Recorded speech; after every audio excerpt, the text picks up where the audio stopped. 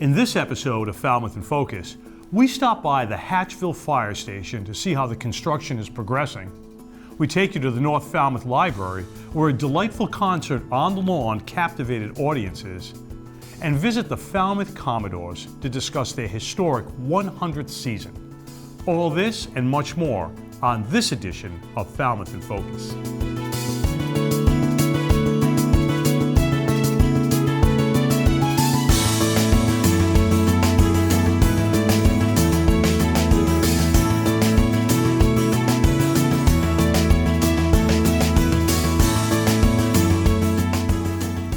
Hello and welcome to Falmouth in Focus, FCTV's current affairs program. I'm Michael Kasparian.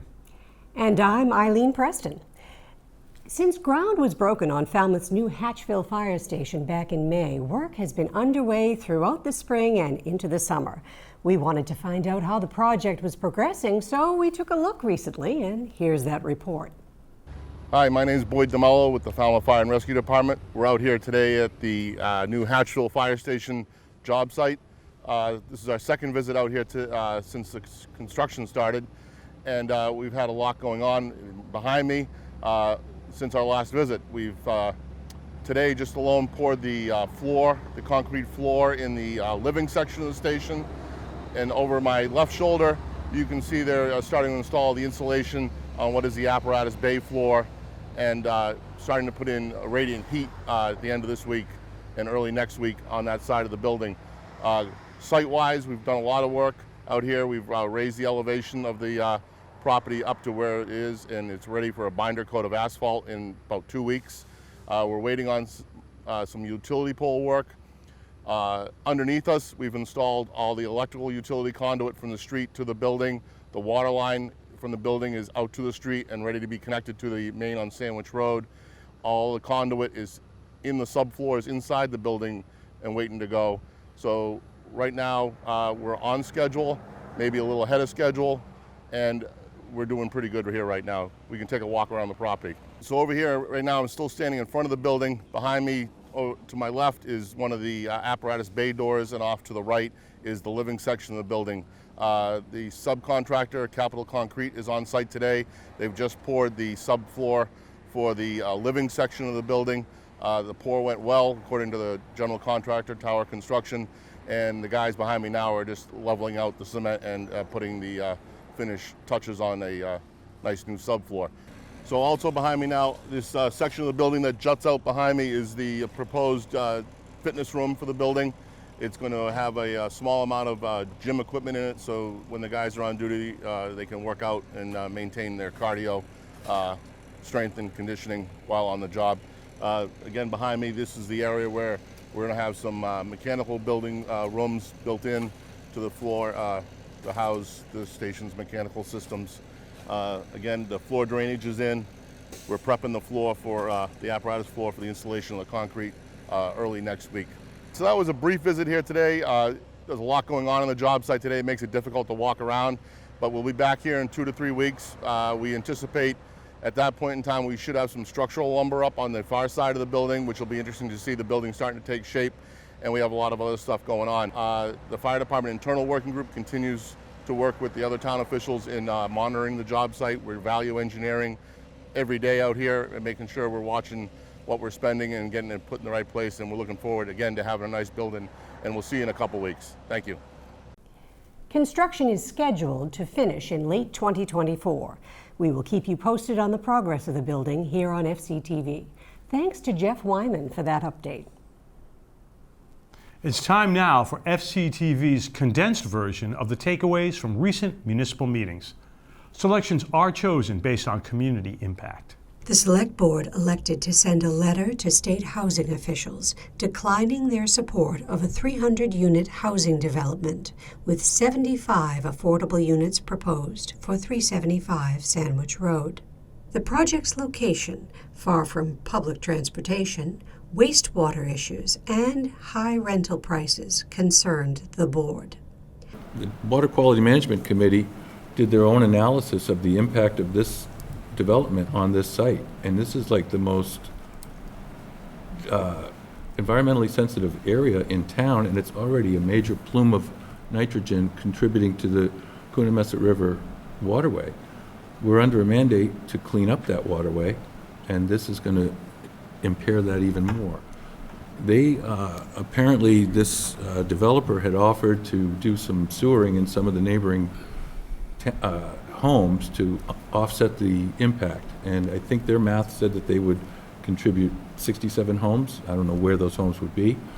But the Water Quality Management Committee's technical consultant, ScienceWares, did their own math and said, according to the loads that are predicted, and also that's another comment, that they may be underestimating the daily flow. So I think that's something we might want to mention in this letter. But the Water Quality Management Committee's technical consultant estimated that in order to develop 300 homes on this site, in their estimation, there should be 264 homes, adjacent homes, that should be sewered. I don't know if this developer is prepared to incur such an expense, but I think the environmental sensitivity of this site should be reflected in the letter to the state, because environmental concerns are one thing that they take seriously. There's not one bit of this project that fits the housing plan with respect to public transportation, amenities within walking distance, and the effects to the environment. 75 affordable apartments, and then I look at what they're going to charge on the other 225. They're talking about one bedroom, $2,820, two bedrooms, $3,670, three bedrooms, $4,200. Are those numbers on 225 units meeting the needs of Falmouth people? I'm not sure you can convince me that they are. The final vote to send the letter criticizing the project was 4-1. Only board member Angélie Scott-Price dissented. While the company has said they would like to work cooperatively, the project could move forward without the Select Board's support. To see the meetings in their entirety, check out Government Channel 15's program schedule at fctv.org. After a short break, we'll stop by a beloved summer event at the library. Stay with us. The 32nd Woods Hole Film Festival would take place this summer in person from Saturday, July 29th through Saturday, August 5th, and virtually from Sunday, August 6th through Sunday, August 13th. In addition, on Thursday, July 27th, we have a special event preview screening at 7:30 p.m. at Redfield Auditorium of the film Going to Mars, the Nikki Giovanni story. The Woods Hole Film Festival will screen 110 films selected from submissions we received from around the world. In addition, we offer panels, workshops, parties, music, special events, master classes, and more. There's something for everybody. We hope that we will see you at the 32nd Woods Hole Film Festival. Tickets are on sale now or online at woodsholefilmfestival.org. Thank you. Welcome back. The Friends of the Falmouth Public Library recently held their annual book sale on the library lawn, and we stopped by to see all of the activity. I'm the president of the Friends of the Falmouth Public Library. It's a group that was founded in 1991, I'll say, or 1992. And it's just a group of about 25 people who go in all year long to collect or check books and pack them away. And then we have a group of about 5 people who take them to storage facilities just so that we can put on this sale. And with the proceeds from the sale, we use to help support the library because they never have enough funds from the town. So this helps pay for children's programs, for the online different programs for audiobooks, or for, Canopy and clams. So a lot of programs, museum passes, and programs that they put on for the children all year long. They provide us with a list in the springtime of things that they would like us to fund. And so from that list, we pretty much give them what they want. I don't think we've ever denied them anything, but they're very modest in what they want. Like, we help pay for partly for the reference desk at the East Falmouth Library, and also for different events at the North Falmouth Library, the East Falmouth Library, and here in the children's room. My name is Daria. This is just a really great time for, people in Falmouth and wherever to come and get new books. I love getting books for $1, $2 that it's just a more sustainable way to get your books. Especially, I don't know, there's something nice about having a book in your hand instead of always looking at your phone or on your computer. So I appreciate being able to get a book and not paying $15 for a hardcover, paying $2. So, yeah. We couldn't do it without all the donations that come from the citizens of Falmouth as well as other parts of the Cape. A lot of people are moving away and they give us their books, and then all the volunteers. We have a group of about 25 to 30 volunteers that come in weekly, and they're just volunteers. They may spend 3 hours or 6 hours or 10 hours processing the books because we check every book. We also have a group that puts books on Amazon online because they're of more value than we can charge here at the book sale, right? So you should come on down because there are amazing books for you to choose. The Friends use this money from the book sales to support programs and other activities at the library throughout the year. Thanks to Sean Michael Hibbert for that report. The main branch of the Falmouth Library wasn't the only one with happenings on their front lawn. The North Falmouth Library was recently host to the North Falmouth Village Association's Village Unplugged series on the lawn. We stopped by to catch the great acoustic music performances and celebration.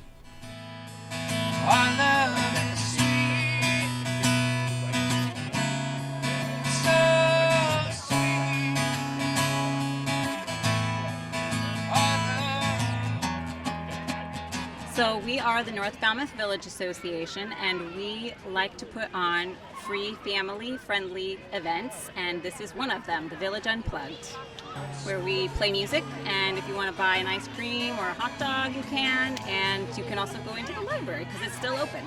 We do this every year.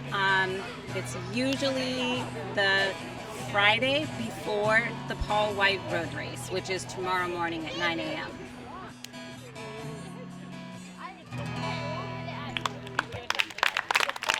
Thank you, everyone. Thanks so much for coming out. Thanks to Dalton Webb for that report. As the end of the month approaches, anticipation mounts for the highly anticipated Woods Hole Film Festival. Fortunately, we had the privilege of sitting down with their executive director, Judy Laster, to delve into the details and uncover what this year's festival has in store for cinephiles. My name is Judy Laster, and I'm the director of the Woods Hole Film Festival. This summer, we will have our 32nd edition, where we will screen 110 films that we selected from around 1,000 submissions we received from around the world. The festival will take place in person from Saturday, July 29th through Saturday, August 5th, and then virtually from Sunday, August 6th through Sunday, August 13th. And then 2 nights before the festival, we have a special event screening on Thursday, July 27th at 7:30 p.m. at Redfield Auditorium of the film Going to Mars, the Nikki Giovanni story. So if you're interested in seeing the films or attending the panels and workshops or seeing the music, going to the parties, all of the information is available on the website at woodsholefilmfestival.org, or you can stop by our headquarters at 89 Water Street and pick up a brochure. It kind of looks like this. We put together all of the information so that people can read it like a booklet, then just get a sense of what films you'd like to see. We sell ticket packages, we sell passes, we sell individual tickets, and so there's an opportunity for many different kinds of ways to participate in the festival. In addition, we do screen things year-round with our Dinner and a Movie screening series. And so one of the ways that you can be involved on a more year-round basis is you can become a member. Members get discounts. You can become a sponsor or a supporter of the festival. We really are a community-based organization, and we try and bring the best in emerging independent film select audiences on Cape Cod. We try and really take our community into account when we are selecting the films and putting together the film programs every year. For example, we have an initiative that is our Film and Science Initiative, where, when possible, we include science-related films that also have a connection with the science institutions that are in Woods Hole, and we often partner with the Woods Hole Oceanographic Institution and the Marine Biological Laboratory and the other institutions to include their scientists in conversations around films that we might be screening. In addition, we try and select programming that is going to be something you won't have a chance to necessarily just see everywhere else. We try and provide an opportunity, when possible, for New England filmmakers to participate in the festival. But really, we have now filmmakers who come here from around the world. And part of the reason that they come here from around the world is because our audiences have an incredible reputation, and they want to be a part of the community that we create for this 8-day event. The Woods Hole Film Festival starts on July 29th this year. Thanks to Sean Michael Hibbert for that report. After the break, we'll take a look at a summer staple celebrating its 100th year. Stay with us. Hello, I'm Kathy Plazik, a volunteer for the Middle East Forum of Falmouth. Each summer, the Forum hosts world-class experts in a series of free webinars that provide our viewers with information and insights into the history and complex issues of the Middle East. Our aim is to provide a balanced program that includes differing and sometimes sharply conflicting views, and information beyond that ordinarily presented in the conventional media. Each talk also includes time for questions from the audience. We're a local, nonpartisan, nonprofit, and volunteer-led organization, and we hope you'll join us for these informative lectures. Please go to www.meff.world for more information and to register. Thank you. Welcome back. Falmouth's Boys of Summer, the Commodores of the Cape Cod Baseball League, are celebrating their centennial season. We recently spoke with President Bob Curtis about what makes this league so special and his reflections on a century of baseball in Falmouth. Yeah, a very special year for the Commodores. Falmouth Commodores are one of the 4 founding teams of the Cape Cod Baseball League back in 1923. It was Falmouth, Hyannis, Chatham, and Osterville, which no longer exists. But we were the foundation, initial foundation of the formal Cape Cod Baseball League. Actually, baseball was being played on the Cape from the mid-1880s as a club team, but the actual league formed in 1923. So we're celebrating our centennial. It's a big year for us. It's such a core activity on Cape Cod. You know, it really, you know, people talk about Cape Cod, and I travel to Texas or Oklahoma, and you say you're from Cape Cod, and they go, oh, the baseball place, right? And yeah, it's pretty cool. And I mean, there's a lot of things to do here on the Cape in the summer, weather permitting, and it's why a lot of us live here. But the Cape is really well known around in the baseball community. You say the Cape, and everybody knows what you're talking about. And you know, was it July 1st or 2nd this year? We had standing room only at this field. It was absolutely amazing. You don't usually see that until the playoffs. But every inch of grass, every seat was taken. It was just great to see the interest that there was and is in the team. But we're over halfway through the season now, and it's just flown by. Yeah, we've got a number of games still left, and then hopefully the playoffs. Where we had a rough start this year in terms of our win-loss, but we are on a winning streak now, and we've lifted ourselves up out of the basement and headed towards the top. The Falmouth Commodores are in the final part of the season, making their playoff push. You can find out more information, including their schedule and standings, at falmouthcommodores.com. Thanks to Alan Russell for that package. As part of our summer series, we're continuing to highlight the work of the Falmouth Education Foundation. This week, we're spotlighting the Falmouth High School Mini Boats program, an opportunity for students to upgrade small boats with technology to provide hourly location information and real-time oceanographic data via satellite. Let's find out more. Hi, I'm Cheryl Milliken, science teacher at Falmouth High School. Jim Manning donated 3 boats that needed to be retrofitted with air and water temperature sensors and GPS transmitters. They have 2 solar panels, so they get charged up automatically.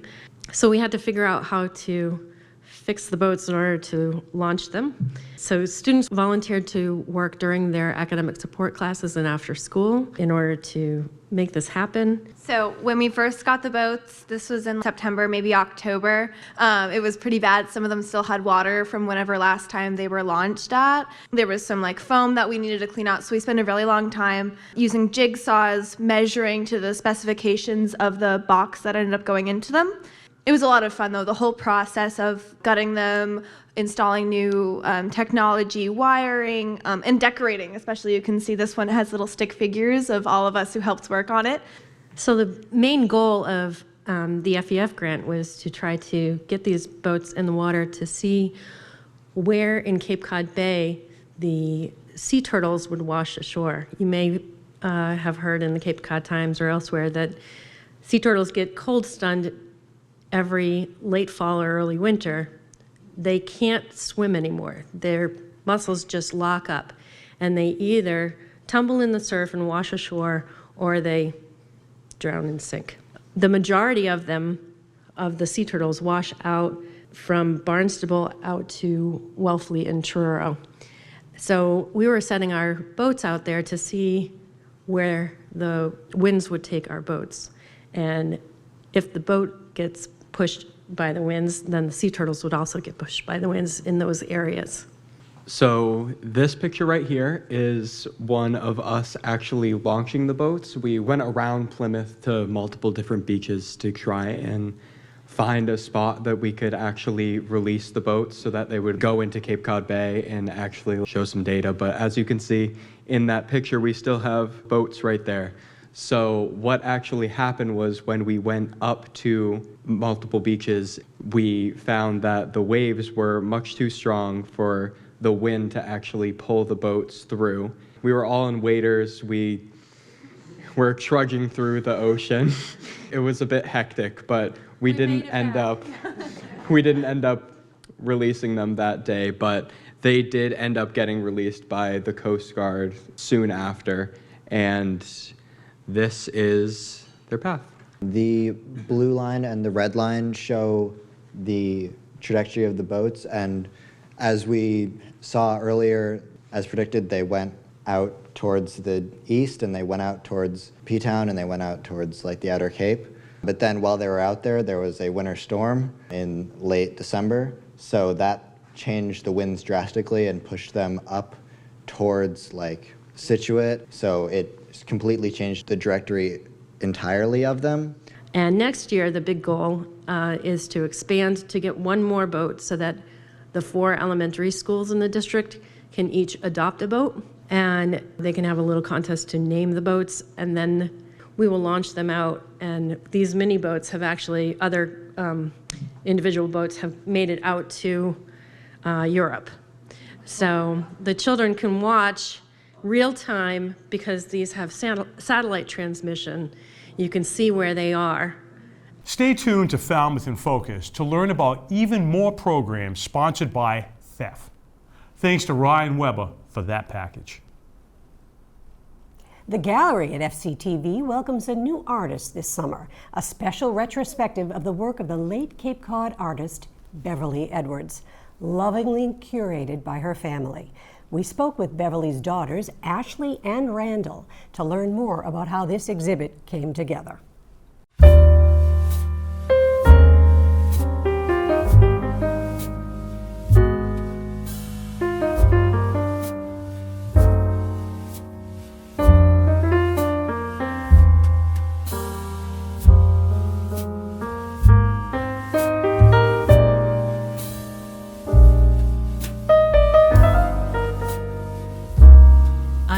Edwards, and this is my sister Ashley Edwards, and we are very grateful to FCTV for allowing us to use their gallery here for a retrospective exhibit of our mother's artwork, Beverly Edwards. She was a teacher, an artist, and lover of life who spent many years in the Cape and being active all over New England. She taught at Falmouth Artists Guild, Cape Cod Conservatory, the Brockton Art Museum, and she was a prolific artist. She practiced in drawing, acrylic painting, silk screen, monotype, sculpture, and handmade painting, charcoal, many different media she experimented with and excited her students to get engaged with. We hope that some of her students, former students, may hear about this and come and enjoy this experience. I just was grateful to my friends in the community who helped me put this exhibit together, along with my sister and our niece, helped curate this. I think we got a good wide variety of her works, so you can really see the range through the years of her passion. We wanted to honor our mother's memory by putting together an art exhibit, a retrospective of her work, because this was her passion. The only way to really glimpse into an artist's soul is to see their work, and I really think this is representative of that.